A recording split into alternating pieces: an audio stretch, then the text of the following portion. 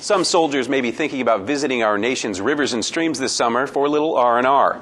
In Colorado, troops need to make sure they don't reel in an Arkansas darter, which is native to this Rocky Mountain state.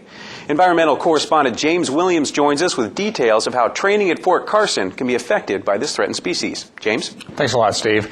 Colorado has listed the Arkansas darter as a threatened species since the mid-1970s. So wildlife specialists at Fort Carson have been working to increase the darter population in hopes of protecting not only the fish, but the ability for soldiers to train. It's the mating season right now, I guess, spawning. Bobby Day is searching for one of the 9 traps he set earlier. This one's loaded.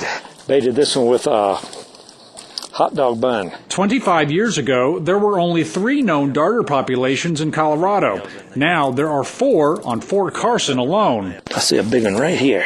Big is relative. The Arkansas darter grows to just 2.5 inches. It's a cousin of the walleye and yellow perch. The males are bright orange underneath during the mating months of April and May. Look at the color on this one.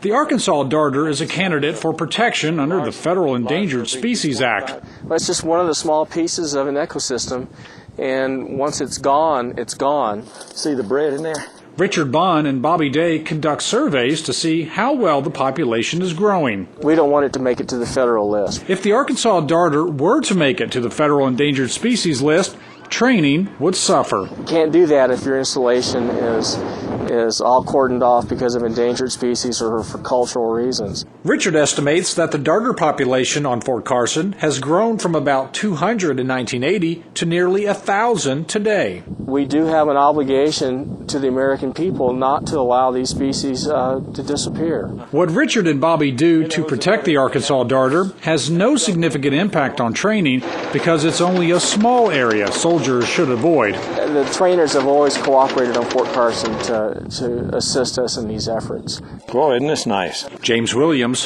Fort Carson, Colorado.